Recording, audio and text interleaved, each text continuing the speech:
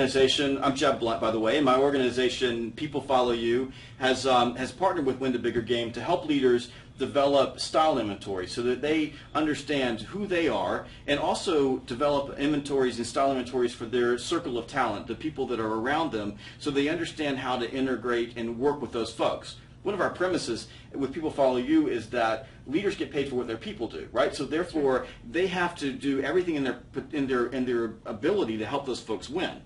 And if their style, their individual way of working interferes with their people getting those wins, then it's the onus is on the leader to change. So how would you address that? Well, I think the critical component is to really know who you are. And if a leader has a clear vision of where they want to go, and then they understand who they are, and it's not just a surface knowledge, it's not like looking in the mirror. You want a three-dimensional view of the person so that you know what are the values, what are the beliefs that underlie the daily decisions that that leader is going to make. And then number two, what drives them? What drives them to make the decisions that they make? And then number three, what are the predominant behavior styles?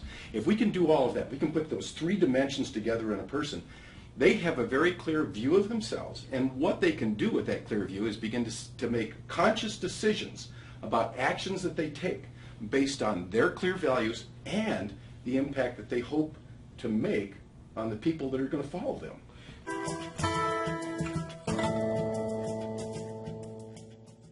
Themselves. When you know that same information about everybody on your team, the talent that's in that team, now you know how to communicate. You talk about that in your book because it's about them performing, right? Right. And so now you put the right people on there, you set up the right conditions, the right culture, and you give them that clear vision of where we're trying to go. These people can really perform. One other thing that people make a big mistake is they think everybody is alike, or but what they don't get is we're all unique individuals. Why?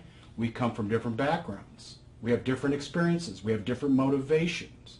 We have different values. All that comes into play to how we're going to perform. The more you know about those people, the better you can structure it and set up that environment that you talk about to allow those people to perform at their highest level.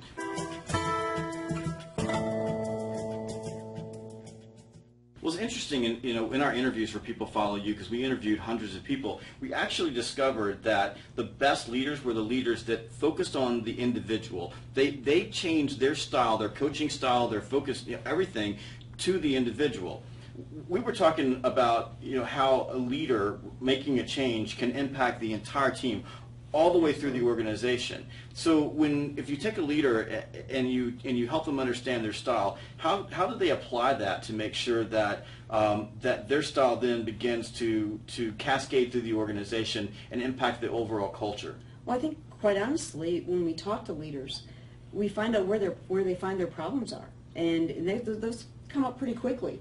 You could say, okay, where are my issues at, and what is maybe causing that? So then you start looking at the way their own personal style, and it becomes pretty clear what they might be doing that is causing that problem. So what we try to help them do is to kind of reframe how they look at something in particular. One particular leader, for example, that we worked with always sort of had that kind of view of, you're going to do it my way because my way is best. And we talk about people like leaving a wake behind them, just like in a boat. We do that as people, correct? So we can leave people in our wake skiing and staying on top of the water, or we can leave them bobbing and wounded. And quite often with leaders, especially that type of a leader, that's what happens. And they don't really want to lead that way, but they don't know any other way to lead.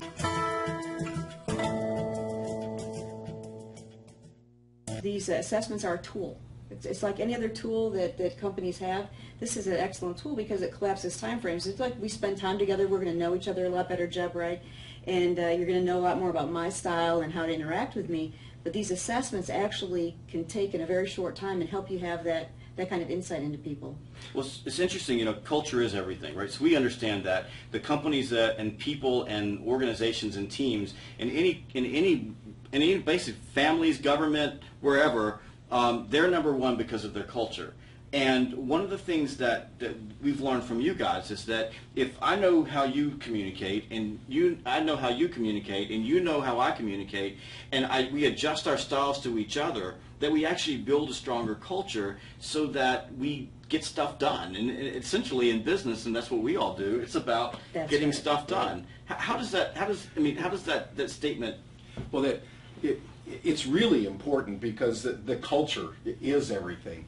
And understanding that one of the best expressions of culture in any organization is how people feel about how things get done. If it gets done with a sledgehammer, people don't feel so good about that. But if it gets done in a relational system where people respect and honor and care for one another, people start to feel really good about it. And the better people feel about the actions they're taking and the chances that their actions are going to produce success, it just breeds more success. So creating that culture is critical. One of the things our assessment does is it begins to tell us when we look at individuals, because it is back to that individual, we look at those individuals, what are the critical components of their life that will influence the culture of the entire organization. Then you take the composite of all of those people. You take a look at them all the way across the organization. You start to see all the pieces that can either work in harmony or work in discord.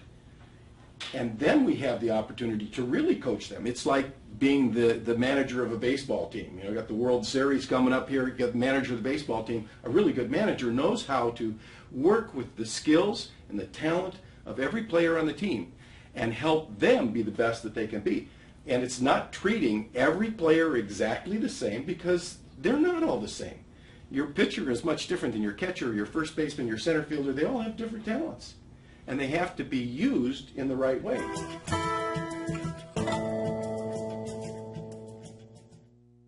Most managers that I meet when I'm doing People Follow You seminars are complaining that their people don't do what they're supposed to do. Managers aren't hitting their numbers, and look, the pressure on managers today and leaders today in the workforce is unrelenting. It's no longer about what you've done. It's about what you've done today. Exactly. Right. So wrap us up, Larry, real quickly. If I'm a manager and my people aren't doing what they're supposed to do, and I say, look, take this assessment, give this assessment to your talent circle, the people around you, and it will impact and change your business. It will help your business grow. Why should a manager believe me? Why should a leader believe us and when we say this? Okay. The reason why they should believe you is it starts with a couple real key things that you talk about in your book. And one of the things is you mentioned this earlier, was they first get a clear vision. You go back to basics. What is it we're trying to do here? Okay? So now we all know where we're going and what that vision is. Now we get together as a team and we get together and decide. By the way, we all know and we have an appreciation for each other right now. We've gone through that. And so now we leverage the strengths. And to your point, you create momentum because you're starting to get small wins. Small wins creates a great atmosphere, and you can tell it because people start to want to come to work.